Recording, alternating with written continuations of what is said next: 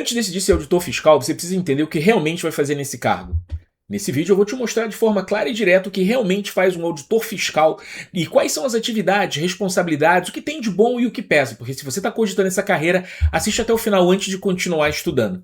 Sou o professor Carlos André, mentor para concursos públicos há 28 anos. Eu fui aprovado em 5º lugar para auditor fiscal da Receita Federal estudando por apenas 6 meses, o que é um recorde até hoje. Aqui no canal eu te ensino tudo o que você precisa para ser aprovado em concursos fiscais e conquistar a sua vida financeira garantida, estudando de uma forma ultra específica. Bem, um auditor fiscal ele trabalha com base na lei. Ele não acha nada, ele não faz aquilo que ele entende que deve ser o adequado. Ele identifica fatos, ele confronta com a norma e ele formaliza uma conclusão. Não importa se a lei parece injusta, ele deve aplicar o que está previsto. É um cargo técnico, científico, não opinativo. Isso explica tanto as vantagens da carreira como também os seus desafios. Aliás, se você quer alcançar uma vida financeira garantida sendo aprovado num concurso fiscal, clica com o link que está na descrição e veja como eu posso te ajudar. Quando eu falo que o cargo de auditor fiscal é um cargo técnico, é um cargo em que você está limitado ao princípio da legalidade, ao exercício da função, isso significa dizer que você precisa desenvolver a sua atividade conforme está preconizado, sem espaço para você poder inventar.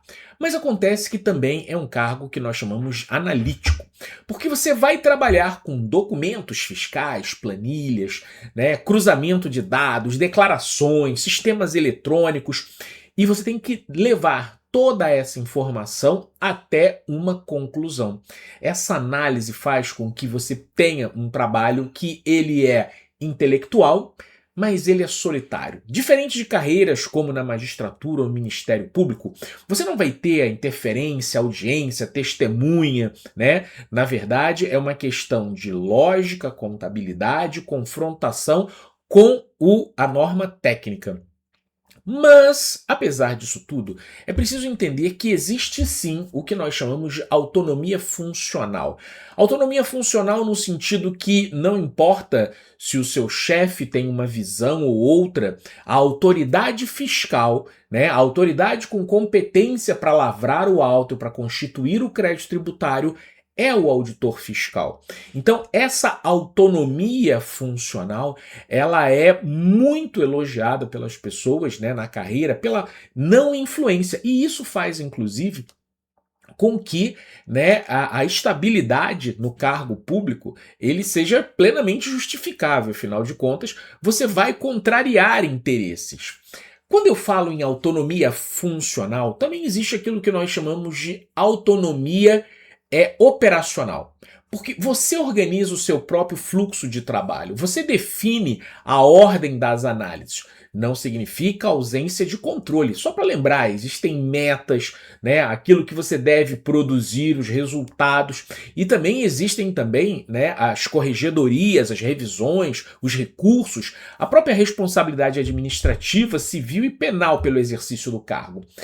Mas muita gente sonha, me conta aí você, se você também sonha, com a flexibilidade, né? Cada dia mais a atividade fiscal tem essa possibilidade. Antigamente nós chamávamos de trabalho externo, né? Que era a necessidade de você se deslocar, né, até as empresas para você poder fazer a fiscalização, analisar os materiais que tinham lá. Então, os auditores fiscais no trabalho externo eles já tinham essa flexibilidade. Eles não precisavam ir até a repartição. Eles só faziam as fiscalizações externas. Com a evolução da tecnologia, né, não é mais necessário ir até a empresa, pegar os livros contábeis, muita coisa pode ser feita online. E aí surgiu o teletrabalho, o home office, né, que foi reforçado na história do Covid, mas já existia antes, né. Obviamente, o teletrabalho significa que você pode, de forma totalmente às vezes até em outra cidade, né, produzir o seu trabalho nos sistemas operacionais ou de forma híbrida, em que você vai algumas vezes na repartição, outras vezes você faz o trabalho em casa, mas isso não significa oba-oba. Existem metas, tá? Existem metas para poder você fazer e, inclusive, existem órgãos em que existe controle do horário em que você está acessando os sistemas, né? Importante entender para todo mundo que às vezes tem esse sonho do teletrabalho, eu quero passar no concurso, mas quero continuar morando na cidade que hoje eu moro. É possível? É, mas não é garantido. Eu sempre falo o seguinte: calouro não pode sonhar em sentar na janela logo na chegada, né? Porque, obviamente, tem lá os veteranos com mais experiência que já, né, comeram o pão que o diabo amassou. Então, é possível que você tome posse no cargo de auditor e já vá para um teletrabalho? Possível é. Alguns órgãos até têm restrições, né? Mas em outros existe essa possibilidade. Maravilha? Todo mundo está claro nisso? Falando sobre remuneração, obviamente, remuneração é o lado positivo aqui. As carreiras fiscais, só para lembrar, né? Com a reforma, a emenda constitucional da reforma da Previdência, o teto das carreiras fiscais agora, sejam federal, estadual ou municipal, é a maior remuneração do Supremo Tribunal Federal, né? Atualmente, R$46 mil, e isso sem contar outras verbas que não se enquadrem no teto, as verbas indenizatórias, que obviamente os órgãos e as carreiras sempre ficam, né, dando aquele somebody love para dizer que não enquadra, e por isso você vai ver algumas carreiras aí, alguns órgãos, se você pesquisar no portal da transparência, alguns agentes, alguns auditores ganhando 50, 60, 70 mil reais por conta de verbas que não se enquadram ali. Mas por que é uma carreira tão bem remunerada? Bem, primeiro para poder atrair pessoas com uma qualificação elevada, tá? Qualificação técnica, qualificação realmente formal, moral, porque você lança milhões de tributos, você deixa de lançar e existe um risco jurídico, sim, tá? De você fazer a coisa errada. Já ouviu falar o ditado, até provar que nariz de porco não é tomada? Por que você não autuou?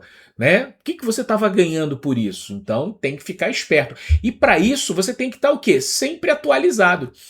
Às vezes eu vejo alunos dizendo assim: professor, eu não gosto de ler a lei seca, eu não gosto de ler apostilas, eu gosto de ver videoaula em plataforma colorida. Presta atenção, essa não é a realidade do seu dia a dia, tá? Olha só, se esse tipo de explicação te ajudou a entender melhor se uma carreira é para você, se inscreve no canal aqui porque eu vou ensinar muito mais coisas para vocês. Que fique bem claro, a legislação tributária brasileira é complexa, tem alterações, tem exceções, é instável, né? E a sua atualização tem que ser contínua, mesmo após a posse. E você não pode ficar aplicando o seu senso de justiça. Eu acho que aquela pobre pessoa não deveria ter sido tributado. Lembrando, você tem que cumprir a norma integralmente. Isso pode ser frustrante para algumas pessoas que sejam mais idealistas, generosas. Lembrem-se, a responsabilidade é imensa. Você lida com dados sigilosos, você cria autos de infração, você constitui crédito tributário e um erro grotesco pode levar ao quê? A responsabilidade, ainda que seja pela culpa, não pela intenção, mas pela negligência, pela imprudência, pela imperícia. Ou seja, a carreira de auditor fiscal é para qualquer pessoa que queira assumir um cargo que demanda foco, técnica, disciplina, análise. Se você busca um cargo com impacto político ou social direto, talvez esse não seja o melhor caminho. Agora, se você busca estabilidade, excelente remuneração, autonomia, você gosta de resolver problemas complexos, com certeza a carreira fiscal é para sua vida.